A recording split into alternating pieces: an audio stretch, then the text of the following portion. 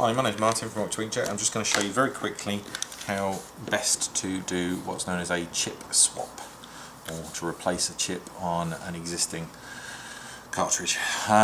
Basically what you get is two different retaining pins. These are just bits of melted plastic that hold the chip in place. Now if you look very carefully, just get this to focus in, there is one chip holder which basically goes through a hole, and there is another one which has a slot. I'm just going to pull back so I can see what I'm doing here.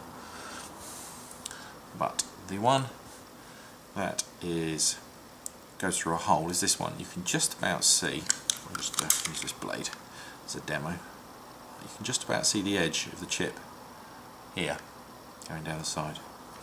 Now that one is the one that you slice the top off of. This one has a notch in the chip, so the chip will actually slide on to that. So you leave this pin alone. What you need to do is, just with a very sharp blade and being very, very careful, never cut toward yourself, my dad said, but it's just easier to show you this way. So what I'm doing is just gently slicing the top off, being careful with the chip as much as possible. I'll just take that off like that. So you get your blade just behind, at the back here on the middle, and then just lift it up and then put your thumb on.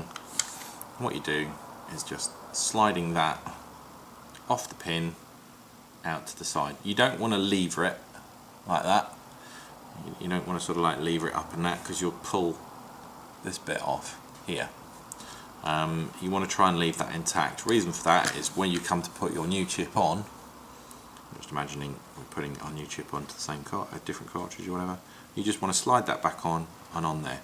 That basically holds the chip in place quite nicely. It doesn't really need glue, which is one of the beauties of this particular approach. If you want to, you can stick a tiny bit of glue, sort of super glue or something, just here by the pillar. Just about here, where the tip of the blade is. That's where you want to put any glue, if any. But to be honest with you, it shouldn't really be necessary. As I said, when you slide the thing back on, if you've done it right, the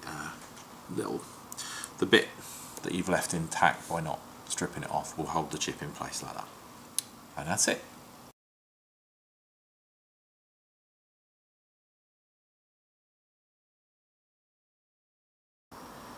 Grip it with your thumb and pull it off. What a time to get a phone call.